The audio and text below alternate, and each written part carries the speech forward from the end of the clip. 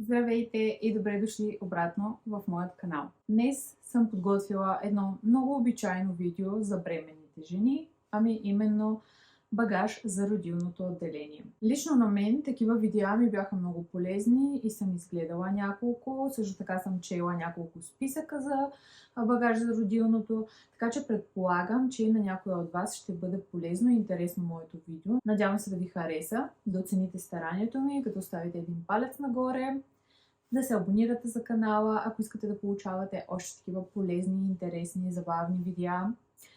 И сега нека да започваме. Както виждате, до мен вече стои куфарът, който ще ползвам за родилното.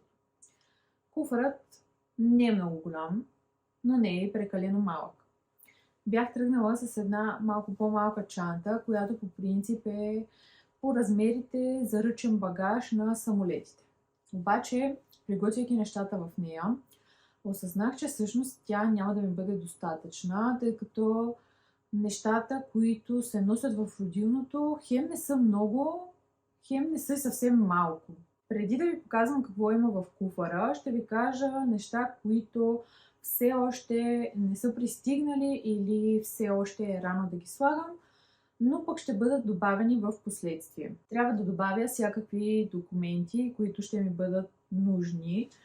Аз вече имам приготвена една папка с документи, но знам, че ще има още няколко документа, които трябва да бъдат добавени към нея, като например направление номер 7 за хоспитализация, ако не се лъжа, така се казваше. Други неща, които не съм сигурна, че ще ми трябват, но съм си ги записала под въпрос и в последствие вече ще кажа да ми донесат, са помпата за кърма, силиконови зърна или протектори за зърна и колан за прибиране на корема. Не знам тези неща дали ще ми потрябват, дали ще мога да ги ползвам толкова рано, докато все още съм в родилното, конкретно колана за прибиране на корема, но ще попитам и в последствие, ако ми потрябват, най-вероятно Велизар ще ми ги донесе в родилното. Има 3 неща, които все още не са пристигнали, поръчани са от Shein, но те също трябва да бъдат добавени към багажа. И това са бюстие плюс сутиен, които са малко по-удобни. Предполагам, че ще ми вършат по-добра работа от тези сутиени, които имам. Също така подплънки за кърмене, не знам дали така се казват, протектори, които се залепят върху дрехите, когато започнеш да пускаш кърма, да не ти цапат дрехите. И последните неща, които всъщност въобще няма аз да ги взимам, няма аз да ги нося, са дрехите за изписването за мен и за бебето, като тях ще ми ги изглади най-вероятно мама, ще ми ги приготви и Велизар ще ги донесе в денят на изписването. Също така кошчето, столчето за бебето, пак ще го носи той. Подарък за отделението и за лекарката, пак ще ги донесе той. Мисля да приготвя и една малка чантичка с някакви неща за бебето, като например залагалки, шишенце с биберон с водичка, мокри кърпички, някакви такива неща, които биха ни потрябвали евентуално, докато се прибираме от София до Перник в колата. Като това вече е някакво свръхорганизиране от моя страна, едва ли за 30-40 минути ще ни потрябват някои от тези неща, но все пак е хубаво да ги имаме. Ще започнем първо с тази част тук, която е отворена така или иначе, и после ще преминем към тази затворената част. Първото нещо, което виждаме в багажа ми е ето този несесер на DAF, мъжки несесер. Този несесер е пълен с гримовете ми, като не съм взела някакви, кой знае колко специални неща. Имам сенки, имам моливи за устни, спирала, хайлайтър, биби крем, извивачка за мигли и 2 червила, като най-вероятно едното може и да отпадне от тези 2 червила. Имам и бюти блендър, затворен в ето тази опаковка от шоколадово яйце и несесер с четчици. Също така и сенки за вещи. Напоследък все по-малко се гримирам. Даже бих казала, че на месец най-много 2 пъти да се гримирам, но за изписването ще искам да си направя някакъв лек грим, като например този, който нося в момента, за да може снимките да станат по-красиви. Под несесера съм позиционирала ето такава кърпа за коса, чалма, която на мен ми е много удобна и предполагам, че ще искам да си измия косата преди изписването, за да може отново да бъдат по-хубави снимките. Трябва да съм с малко по-хубава коса, така че съм си приготвила тази чалма и няколко неща за коса, като например тази маска.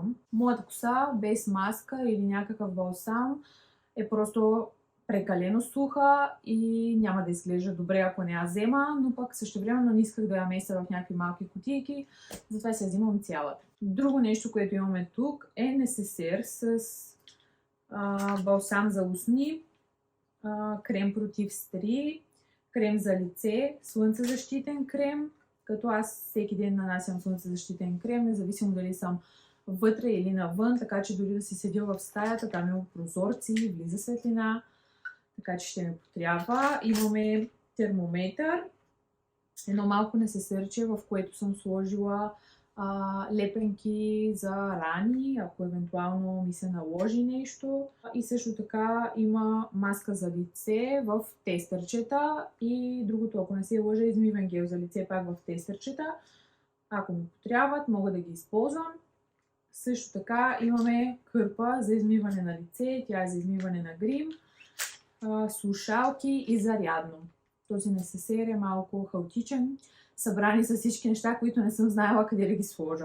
Имаме две водички с биберон, така ли се нарича това, не знам, спортни бутилки, защото четох в интернет, че е по-добре да използваш такива спортни бутилки, за да можеш да пиеш от легнало положение и секцио да си, нормално да раждаш, няма никакво значение, първите часове ще лежиш, така че ще ти бъде по-удобно да пиеш от това, няма да се наливаш. Имам и един несесер с хапване, взела съм неща, които да не се разтопяват, и бисквити Орео, беловита с шоколад, като там има някакви парченца шоколад, но се надявам да не стане много разтопен.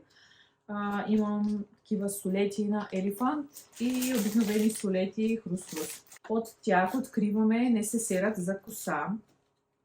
Тук имаме четка, ластик и шнола, шампуан за коса, пак съм си взела големия размер. Имаме крем за кадрици, олио за коса и лавандулово масло, които аз смесвам, защото лавандуловото масло е за суха коса, а пък това е базово бадемово масло. В следващият несесер имам интимен гел, измиващ лосьон за лице, душ гел и стик против изпотяване. Още едно малко несесерче, в което съм сложила клечки за уши, тампончета за грим. Имам лакочистител, като той едва ли ще ми потрябва, но евентуално, ако нещо се наложи, да си изчистя лака на краката. Той е обикновен лак, не е гел лак. Имам клечки за зъби от тези пакетираните, които са по ресторантите, пиличка и ногторезачка. Тези неща и при пътуване си ги нося, където и да отивам, така че и сега си ги взимам.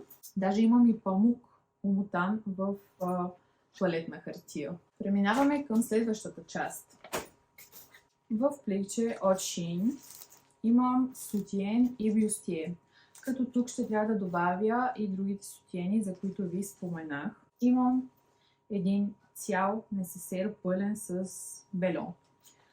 Като съм си взела еднократни гащи за след раждане, също така съм си взела обикновено бельо, като съм заложила на обикновени бикини и 3 чифта къси чорапки, ако евентуално ми стане хладно. Имам си турбичка, в която да си събирам, например, мръсните дрехи, бельо. Взела съм си 2 нощници от Sensei с тънки през рамки, за да ми бъде по-лесно да ги свалям за кърмене. Имам една кърпа за баня, като не знам дали ще ми се наложи да я ползвам. Предполагам, че в болницата има кърпи, защото е частна болница и едва ли ще трябва да си нося мой, но все пак нека си имам. Подготвила съм си и джапанки за в банята и за в стаята, да ми е по-удобно да си ходя с тях. В това несесерче имаме четка за зъби, паста за зъби и крем за зърна.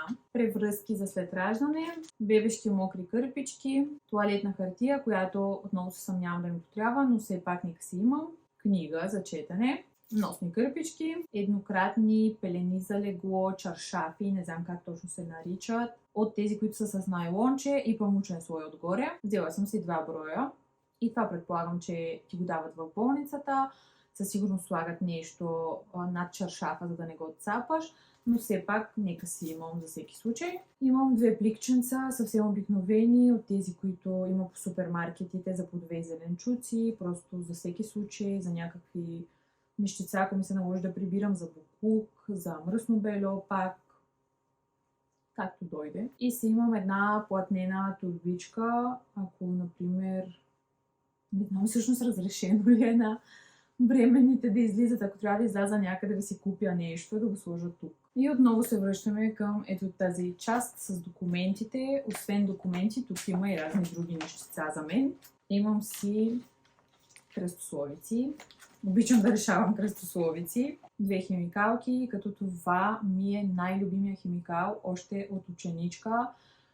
Най-вероятно от 8-9 клас някъде до 12 клас съм писала само с такива химикалки, само жълт Шнайдер с синя капачка и нищо друго. Имам и един маркер, перманентен тънък маркер, който всъщност е за надписване на ето тази подложчица, която съм взела от Shein отново. Тя е за раждането на бебето. Тук се надписва името, датата и часа, в който се е родило бебето, колко тежи и колко е високо, колко е дълго. Това най-вероятно сте го виждали по много снимки в Инстаграм и социалните мрежи. И аз също ще си направя такава най-вероятно. Ами това е моят багаж за родилното. Надявам се да съм ви била полезна, да сте си откраднали някоя идейка, да сте си помогнали в организирането на вашия багаж, ако ви се случва това и на вас в момента. Ще се радвам, ако видеото ви е харесало, да му оставите палец нагоре. Не забравяйте да се абонирате за канала, за да гледате още такива видеа. Ако искате да получавате още съдържание от мен, последвайте ме в останалите ми социални мрежи. Линкове има долу в описанието.